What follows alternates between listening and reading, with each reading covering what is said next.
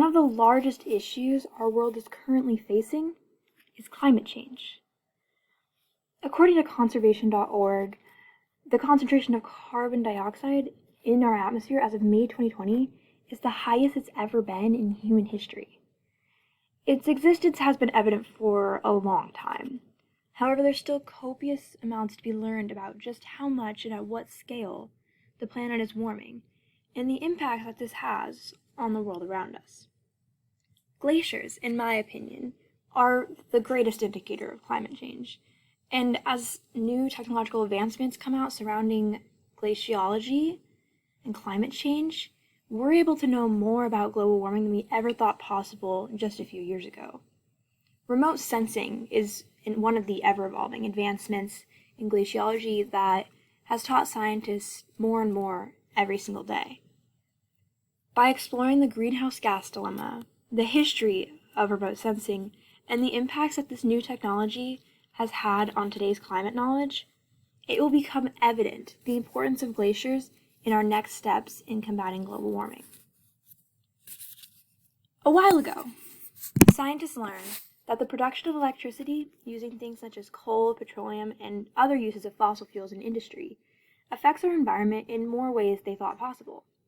Within about the past 200 years, human activity has increased the amount of carbon dioxide in the atmosphere by 40%, and other gases such as methane by a factor of 2 to 3 or more, according to an article published by the National Snow and Ice Data Center in March of 2020. These gases absorb heat being radiated from the surface off of the Earth, and by absorbing this heat, the atmosphere is slowly warming up. These heat-trapping gases are sometimes called greenhouse gases, and are the cause of most climate change in the past 50 years. So what do these greenhouse gases have to do with glaciology? Well, what you see here is an invisible cycle in itself. To give it a visible form, we can study its impact on glaciers. To see this, scientists use remote sensing data. Remote sensing of glaciers has been used since around 1972, according to climate.nasa.gov. In the beginning, the technology was really only useful for mapping of glacier extents.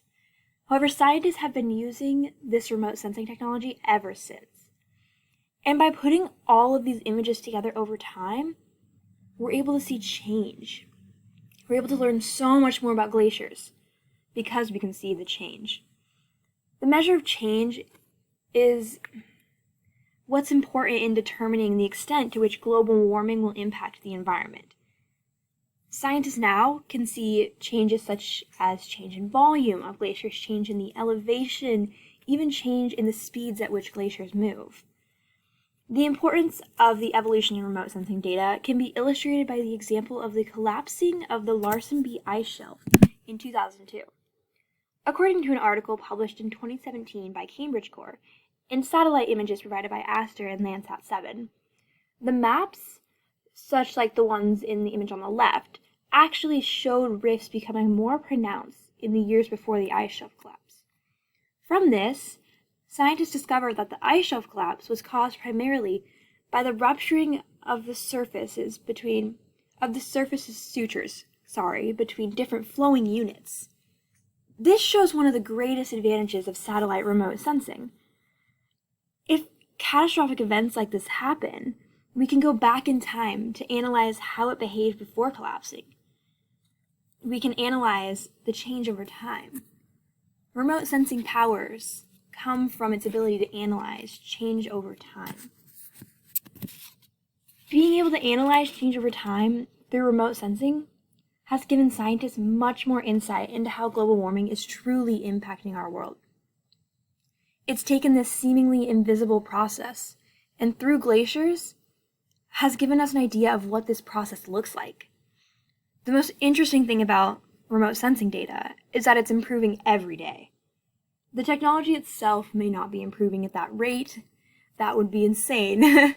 But the more data we accumulate through it every single day, we're able to see more change over time. We're able to analyze, we're able to do trend analysis on what is happening to our environment. We're able to physically see the process of global warming. And I think that it's one of the most important pieces of technology to be invented for that reason. Thank you.